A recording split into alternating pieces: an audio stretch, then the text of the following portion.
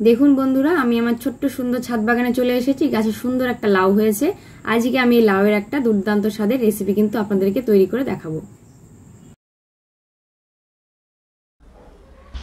নমস্কার বন্ধুরা, বনিস কিচেনে আপনাদের সকলকে স্বাগত।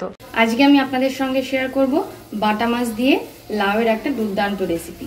লাউটা কিন্তু আমার ছাদ বাগানের একদম টাটকা। আর মাছগুলোও দেখুন মাঝারি সাইজের মাছ নিয়েছি। ওপর থেকে আমি লবণ দিয়ে দিলাম, দিয়ে দিচ্ছি হলুদ গুঁড়ো।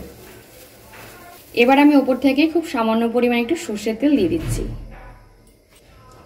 হাতের সাহায্যে খুব ভালো করে মেখে নেব।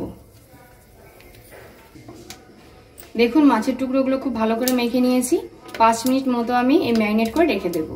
বাটা মাছের অনেক রেসিপি কিন্তু আমার এই চ্যানেলে আছে, আপনারা অবশ্যই সেগুলো একটু দেখে নেবেন। 5 মিনিট হয়ে গেছে। এবার আমি কড়াইতে সর্ষের তেল দিয়ে এগুলোকে খুব ভালো করে ভেজে নেব।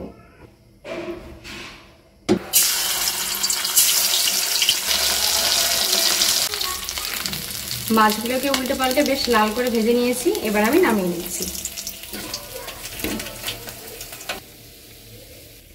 মাছ ভেজে নেওয়া তেলের মধ্যে আরো কিছুটা পরিমাণ সর্ষের তেল দিয়ে দিচ্ছি।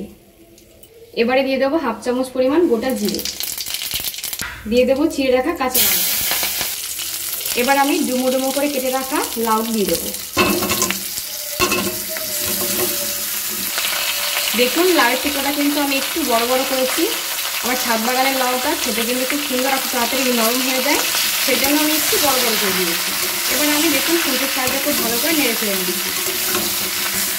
এই লাউয়ের টুকরোগুলো আমি 2 মিনিট মতো নেড়ে ফেলে কিন্তু একটু ভেজে নেবো তেলের সঙ্গে আর লঙ্কার সঙ্গে। লবণ আর হলুদটা একটু পরে দেবো, নাহলে হলুদটা আগে দিলে কিন্তু তরকারি রঙটা একটু কালচে কালচে ভাব চলে আসে। 2 মিনিট হয়ে গেছে, লাউটা আমি একটু ভেজে নিয়েছি। এবার আমি দিয়ে দেবো পরিমাণ মতো লবণ ও পরিমাণ মতো হলুদ গুঁড়ো দিয়ে দিচ্ছি। খুন্তির সাহায্যে আমি খুব ভালো করে নেড়ে চেড়ে মিশিয়ে নিচ্ছি। লবণ ও হলুদ দিয়ে আমি বেশ খানিকটা সময় নেড়ে চেড়ে ভেজে নিয়েছি। এবার আমি এর মধ্যে দিয়ে দেবো পরিমাণ মতো জল।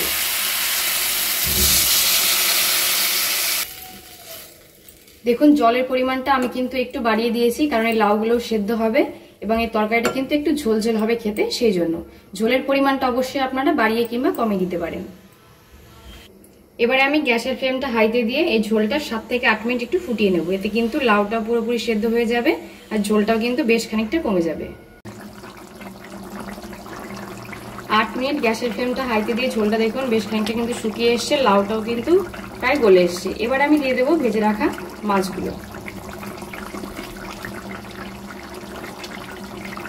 খুন্তির সাহায্যে আমি হালকা হাতে একটু নেড়ে চেড়ে নিচ্ছি। গ্যাসের ফ্লেমটা হাইতে দিয়ে আরো আমি 3 থেকে 4 মিনিট একটু ঝোলটা ফুটিয়ে নেব। 3 মিনিট হয়ে গেছে। ভাজা মাছগুলো দেওয়ার পরেও কিন্তু আমি 3 মিনিট মতো খুব ভালো করে ফুটিয়ে নিয়েছি ঝোলটা। সবশেষে আমি এর মধ্যে দিয়ে দেবো ভেজে রাখা জিরের গুঁড়ো, যেটা আমি শুকনো খোলাতে ভেজে গুঁড়ো করে নিয়েছিলাম। এই জিরের গুঁড়োটা দিলে কিন্তু রান্নার টেস্টটা খুব সুন্দর আসে, খেতেও কিন্তু তরকারিটা জাস্ট অসাধারণ লাগে। রান্না একদম কমপ্লিট হয়ে গেছে। এবার আমি নামিয়ে নিচ্ছি। আজকের এই লাউ দিয়ে বাটা মাছের ঝোলটা আপনাদের কেমন লাগলো আমাকে কিন্তু কমেন্ট করে জানাতে ভুলবেন না। ভালো লেগে থাকলে লাইক করবেন, শেয়ার করবেন আর আমার এই চ্যানেলটা সাবস্ক্রাইব করে আমার পাশে থাকবেন। ধন্যবাদ।